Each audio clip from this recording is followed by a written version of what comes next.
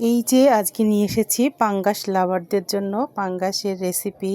এটা হচ্ছে গিয়ে ছোট টুকরা করে নিয়েছি আমি পাঙ্গাস মাছগুলো আগে কেটে ভালো করে ধুয়ে।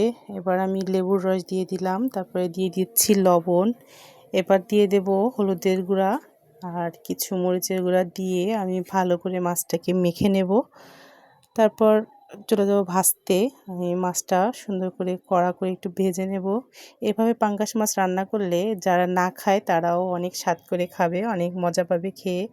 আর একবার এভাবে রেসিপি বানিয়ে খাওয়ালে যারা পাঙ্গাস মাছ কোনোদিনও খায়নি তারাও খুব মজা করে খাবে।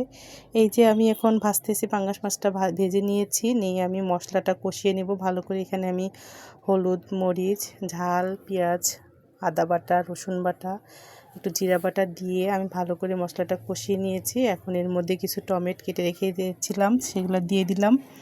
টমেটোটা ভালো করে একটু টমেটোগুলো যখন হয়ে যাবে, ভাজা ভাজা হবে, তখন আমি একটু সিদ্ধ হয়ে যাবে, তখন একটু পানি দিয়ে দেবো, দিয়ে আবার একটু কষিয়ে নেব।